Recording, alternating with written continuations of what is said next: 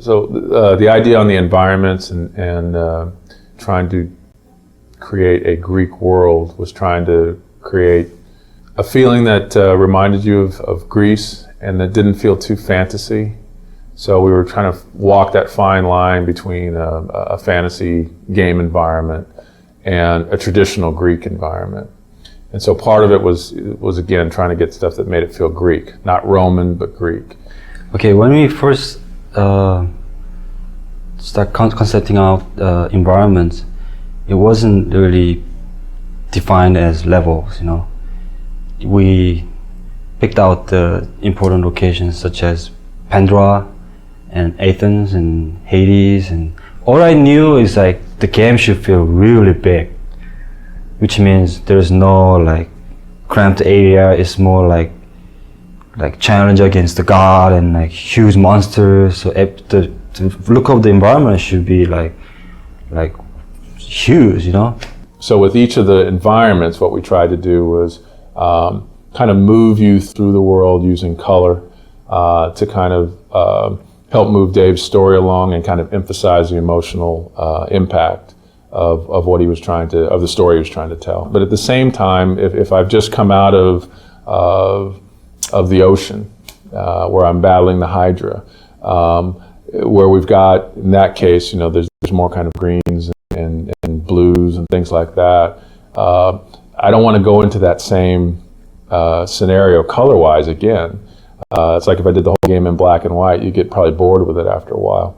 So one of the interesting aspects, especially in the Pandora section, was a lot of times you'll see multiple iterations on statues as well. And one of the reasons was that one of David's idea was he wanted those statues to come to life, whether it was Atlas or Poseidon rising out of the water. The things that were in that environment, the objects, the architecture, those types of things reflect what was going on, again, with David's story. So in Pandora, as an example, that whole sequence is about an architect who, in David's mind, is basically gone mad. And so the idea was the structures, the traps, the visual look of that should begin to reflect kind of a madman in some instance. I did that piece.